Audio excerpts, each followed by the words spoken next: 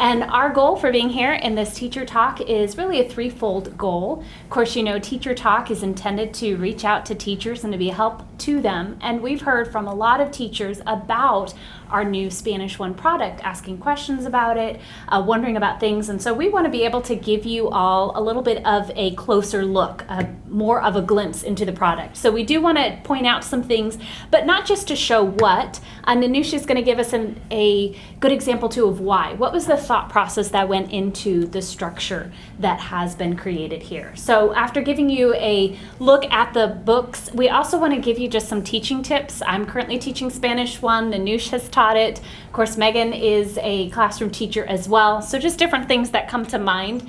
And then we're also going to be selfish and greedy, though not necessarily, but let me make sure that actually does not come across as true. No, we just want you to share your tips and suggestions as well. So if you're watching this on Facebook, you know the comment section underneath, please pipe in with, hey, I do this when I'm teaching this part of Spanish, or I do this. I love ideas. I'm looking forward to going through the comments later on and seeing what you share. And I know those currently watching and those maybe watching this in the future will also be looking forward to seeing those comments. So this is a time to also share some teaching tips. And then our third goal here is to answer your questions. So you all, working with publishing, have certainly been receiving questions from teachers. I've been able to speak to teachers as well. So as you have a question, whether about teaching Spanish or about the product, please let us know and we'll be able to address those later. Now I'm going to give you ladies a chance to introduce yourselves. Hi, I'm Megan Russell. I'm the product manager at Abeka. I work on the humanities products, and that includes Spanish 1. My name is Nanush Kozel. I'm the high school Spanish editor, and I've been working on this product for the last few years. As Cindy said, I get to give you a little bit of the why. You'll notice I'm holding the new textbook right here. It does look significantly different than what you're used to seeing. Abeka has a process for any revision. We like to do a lot of research. We look at a market analysis. We look at your comments. What do you like that we're doing? What can we improve? How can we better serve you with our products? And when it came to our Spanish curriculum, when it came to the revision, we quickly realized that a revision was not going to be sufficient.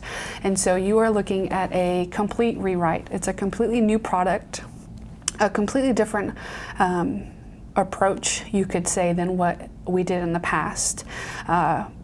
One of our biggest goals in this rewrite was wanting the students to know why they're saying what they're saying, not just memorizing phrases, but being able to explain the foundation and the basics of the language. So that was our greatest desire in producing this product, that the student would be able to walk away with a strong foundation. You'll notice that I'm no longer holding 3 textbooks. It's one thing. Yay. For your students to hold. In the past, it was split up into 2 different semesters. Vocabulary was its own book, but now it's all in one place for the student to use, one consumable textbook for your students. I know as a teacher, I really appreciated having everything in one place. I'm going to go ahead and give you a breakdown of each unit as well. Each unit has a verse, it has vocabulary. There is 2 different lists per unit. You'll notice in the vocabulary, there's 2 different lists for your students. You'll be able to see that each vocabulary term has something highlighted. That is to help your students know the correct pronunciation of each vocabulary term. So you'll notice that there's a little syllable in red, and that is to tell the student, hey, this little part of this word should be said stronger than everything else, so that students have the correct pronunciation right off the bat. As I said, there is a stronger emphasis on the why, so there's a stronger emphasis on the grammar of the Spanish language. So each unit will have grammar. Something that I greatly appreciated as a teacher, Cindy, I don't know if you did, but having the exercises that they complete in the book, not a separate sheet of paper that they have to track down later. If a student is struggling with a concept, I can say, hey, turn to page 36. This concept that you're struggling with, exercise A, we went over that in class. Feel free to look at those sentences, look at what we did in class, and then come back to me maybe with more specific questions. Each unit also has, teachers, this is for you, each unit has 2 different sections. review sections. So you can take these days and use them however you see fit. You know your students better than anybody else does. You'll notice that we provided an ample amount of exercises for you to use. You may end up using all of them. You may end up only using 2 or 3, and that's okay. It's there to meet your needs in the classroom. And let me just add too that when Nanush says there are 2 distinct review sections, this is usually before the test and then also kind of in the middle of the unit where it's just a day for them to do. You see an example of review from units, previous units and previous concepts, but there are also days like today. I just am finishing up Unit 10 with my students, and today wasn't technically a review day in which we were reviewing previous concepts, but it was just a day we're reviewing what they just learned in the last lesson, which for us was right before Easter. And so my students, it wasn't a challenging concept for them, reflexive pronouns coming after the infinitive. So I was able to take today, and I kind of considered a review day because we went back to stem changing verbs, which are at the beginning of Unit 10, as well as reviewing a number of the locations of reflexive pronouns. So there are 2 review sections distinct, but there are also other days that are occasionally built in that can give you a little feeling of, okay, we can go back and review some of these for some of the students that need a little bit more. Yeah. And like she said, a chance for you to, if you need it, take a breath and just look at, okay, what do we need help with, and just focus on that. Something else that we've included in each unit is the country features. We wanted to give the students a look into the countries behind the Spanish language. There's quite a few countries that claim Spanish as their primary language, and so just being able to give them extra information about Costa Rica. I know my students found it incredibly interesting. My students tended to gravitate towards these sections anyway, but the food, they wanted to know about the food. You know, growing up in the United States, they kind of have an idea of what Hispanic food is, but there's things that they may not know. For example, when we talked about Ecuador, they learned that in that country they eat guinea pigs, and so whole yes. And so for us that sounds so foreign, and so it's not something that we're used to in the United States, but it's a part of the culture. And so just giving them a glimpse of these countries. And then lastly, I mentioned at the beginning that we didn't want students just memorizing phrases. We wanted them to know the grammar, the why behind the language. But we also realized that it would be incredibly practical for students to walk away with certain phrases, certain topics. You know, at the end of the school year, a student may go to a Spanish-speaking country on a missions trip, and so we wanted them to know how to greet, how to meet, how to introduce themselves, how to tell time, how to buy something at a local market. There's also a unit of terminology that they would use at the airport. And so just things like that that we knew it would be incredibly practical for them to know how to say these things. And so that's a little bit about each unit. I think if you don't mind, before we go to the oral fluency exercises, Go ahead. I threatened them or promised them, however you want to approach it, with some tips or ideas. One of the things you mentioned with the vocabulary, there's 2 lists per unit. If you look at the teacher's edition for many of the homework assignments, it suggests having the students write out their vocabulary words. One thing that you may recommend to them, I recommended this strongly to my students this past year, but next year I'm going to require it, and that is you can go to just a general store and find 4x6 cards that are already bound together. And I have my students, instead of making a separate card for each word, because they do have a number of vocab words through the year, if they will just put on the front side of the card, they will number their vocab words from that list. This, for example, is from list 1A. And then on the back side, they put the words in Spanish. What it becomes is a far more condensed, succinct form of flashcard. So the student can test himself by going of or from, de, or, o, and e, and then he can check himself real quickly. So it's more of a condensed. I have students that still like to use the physical individual flashcards for all their words. I have other students that like to put them on their iPads. They have a way of making flashcards on the iPads that they do. But this has always been something that I used when I was a Spanish student, and it's something that I recommend to my students. And then, as Nanush also mentioned, grammar, of course, is something that we're also going to be teaching in addition to vocab.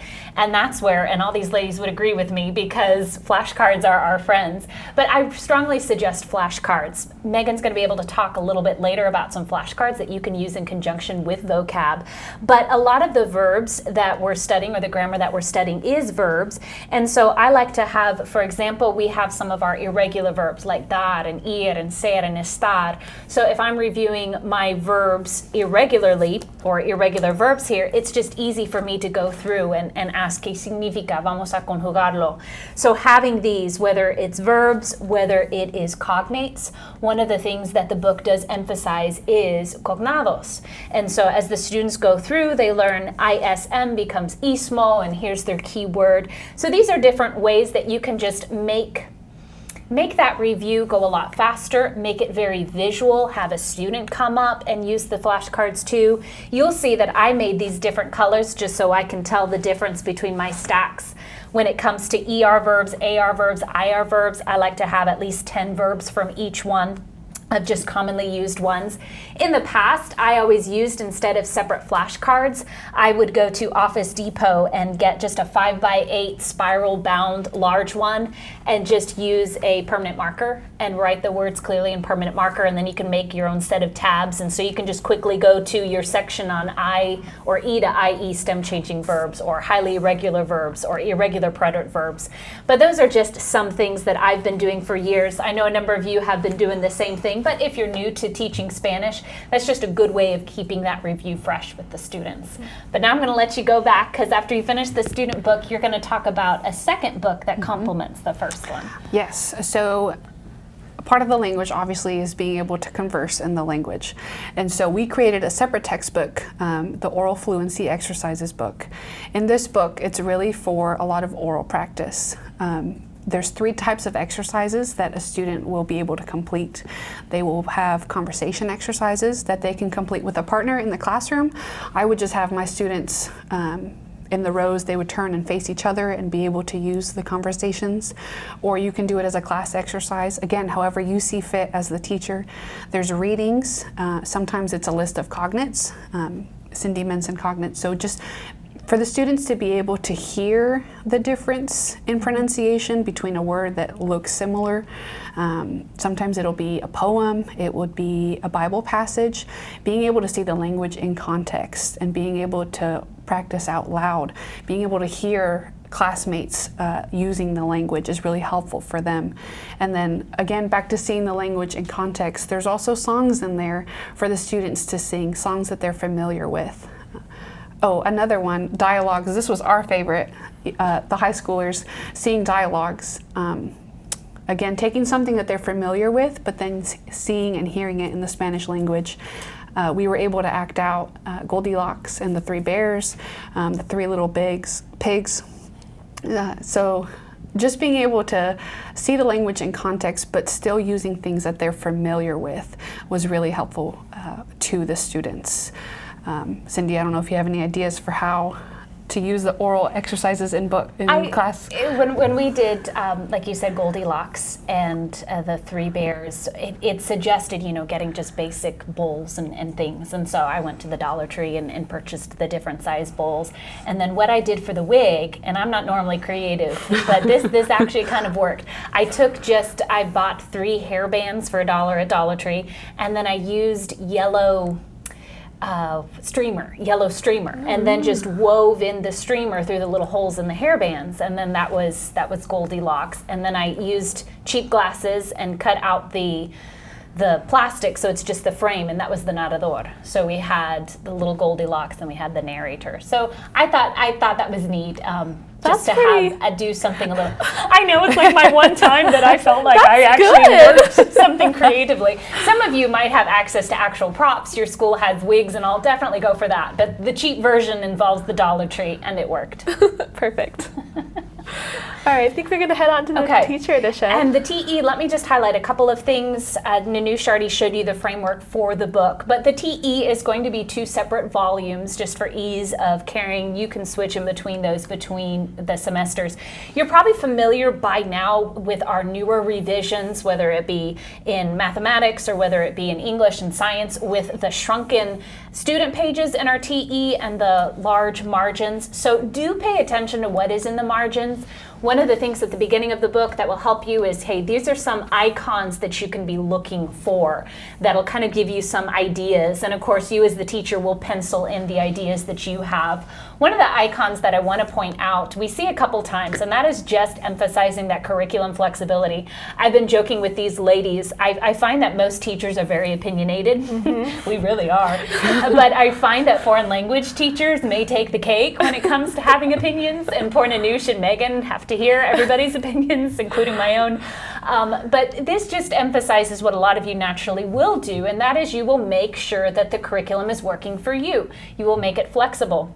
There are more practice exercises placed in the book than we think is necessary for more students, and we did that on purpose, so that if you have a class that needs a little more practice, you have it. If you're working one-on-one with a student and you need a little more practice, you have it. So don't feel like you have to finish every single exercise in the book. It is flexible for that. So that is a key that I want to bring out that a lot of you will do, but sometimes I do talk to different schools and they say, well, my principal expects me to follow exactly the lesson plans, and I appreciate principals who want to know and be sure that they know what is going on in the classrooms. But that is something that you can then discuss with your principal and say, hey, this year I'm going to have to tweak this a little bit for this group of students. And I didn't have to do that last year. So this is meant to be flexible. The lesson plans will help you with pacing, but you'll be able to adapt them as needed. Along with that flexibility, something that you will notice in the Teacher's Edition are our quick quizzes. And we have quick quizzes just about every single day, unless it's a test day or unless there's already another content quiz. And there are 3 types of quick quizzes. There are oral quizzes, A-U-R-A-L. These are where the teacher will state something in Spanish and the class as a whole will write down the answer on paper. There are oral quizzes where you will state something in Spanish one-on-one with the student and hear his response back orally. And then there's oral reading, oral comprehension quizzes where the students will read a short passage and you will help them with their pronunciation. So those 3 types of quick quizzes, and then maybe even a little bit of a 4th one of review. So you can be anticipating those. But these are built in, again, to help you be flexible. So this one is an oral quiz. And you'll notice in the lesson plans that sometimes the quick quiz will just be listed in the review for you to use as additional review with your students. The curriculum will suggest that you grade at least 2 quick quizzes a unit, and you can tell which ones are suggested to be graded based upon whether or not they are in bold in the lesson plan. So this oral reading quick quiz, when you look at the lesson plans, you'll see that it is bolded. So that is a suggested one to be graded for you. But again, those are suggestions. You might grade more, you might grade fewer. Some days you might not include them as additional review, some days you may. So quick quizzes are a neat feature that you will find in the TE. And then we also see in our TE just more speaking opportunities. There is not only the oral fluency exercises that are there to be dialogues and conversations, but you'll see some suggestions in the written exercises of how, once the students do it, and if you find you have time, you can work with the students to have them do it orally. So do be looking for those different icons that will give you some tips and suggestions of how to make the curriculum work for you through that. And then Megan is going to talk about something that a lot of teachers are going to be very excited for, and that is the digital supplemental helps to go with the TE. Yes. Right before I get to that, I am just going to give you a little sneak peek since y'all are all with us here. We are planning on producing some flashcards. I know you're in love. I'm in love with flashcards, so I'm very excited about these vocab flashcards that correlate with each unit. So be looking for those. I know that the physical is oftentimes so much easier to just pick up something. Hey, let's transition as you get out that OFI book. Let's go ahead and do a couple vocab words. See what you know. See what you remember. So that'll be really helpful. I know that you have some physical helps as well. Right. I was just going to add that as you're reviewing, whether it's vocab with your students or verb conjugation, again, something that a number of you already put into place, and that is just those personalized whiteboards. I call this the cheap version, and that is just construction paper that you laminated. The even cheaper version is putting construction paper in the paper protectors, page protectors, sheet protectors. And then you can get the little dry erase markers. I usually get them maybe about 70 for $20, and they usually last. But this is just great if you were to give the students a verb, por ejemplo, el verbo vender, and then you give them a subject. Or sometimes I'll have students on one side of the class, I'll have them all on one side of their paper write down the subject, on the other side write down a verb, and then I'll call two students up, and one student will show me the subject, the other student will show me the verb, and then I'll call on a student. That student has to conjugate it. So along with just the physical, the tactile flashcards, you can use just those individualized whiteboards just to get the students up and moving and active. One teacher that I was talking with just 2 weeks ago was saying that because of COVID, they've changed their schedule. So she teaches Spanish twice a week for an hour and 45 minutes each time. I said, whoa, that's gonna be challenging no matter what class you teach, but certainly with Spanish, take advantage of the physicality, getting the students up and moving. Something that I like to do with students is when we are conjugating verbs, of course we conjugate them first person, second person, third person. I often have them standing up, and then we'll use our arms.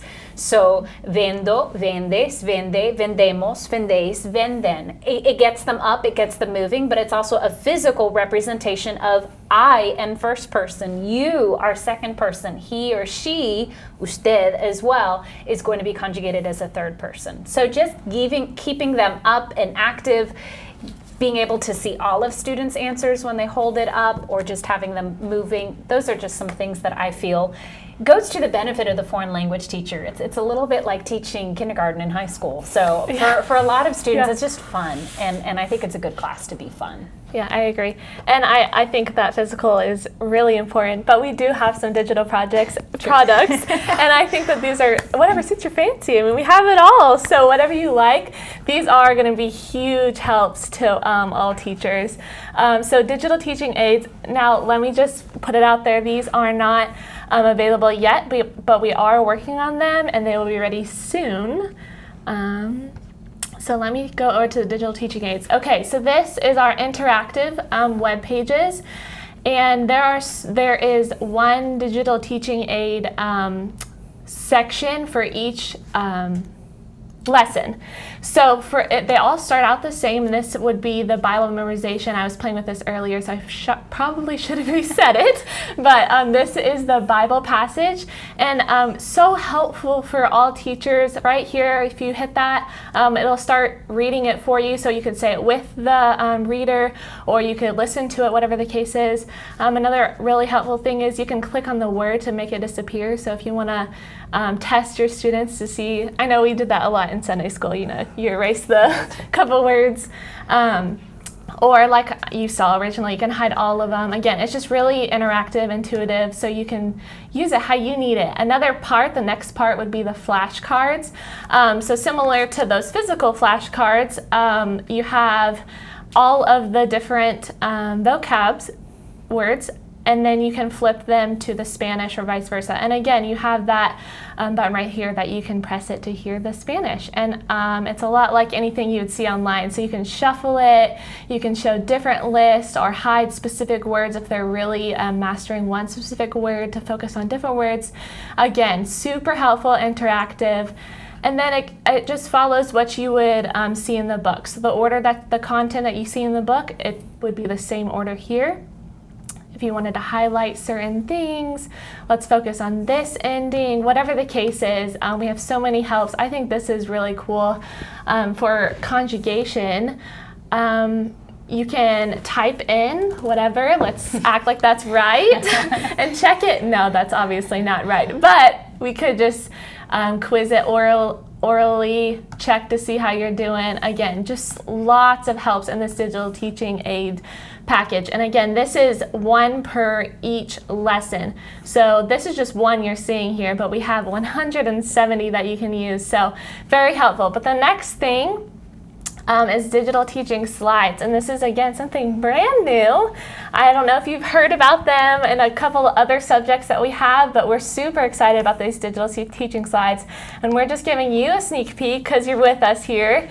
So this, again, just like the digital teaching aids, there will be one lesson one presentation per lesson, so 170 again. Now we do provide them in PowerPoint, but they're compatible with anything if you want to use Keynote or Google Slides, whatever the case is. So there's lots of different slides there. I just showing you just a couple, just a handful. If you saw on those vocabulary flashcards, there are illustrations that we provided for each vocab word, and that's really good so the students can see that and associate that word with that illustration. So if you wanted to take off the word and just quiz with the illustration to see if what they can recall, there's so many different ways to use them. So we're really excited about those digital teaching slides. Again, you see at the bottom there, it's coming soon, so be on the lookout. We're really excited. We want you to have your hands on these really helpful products. So that's the digital. Now, question for you. Yeah. And I'm not wanting to put you guys on the No, spot go because ahead. I know you guys are working as hard as you can to get these out as soon as possible for our teachers.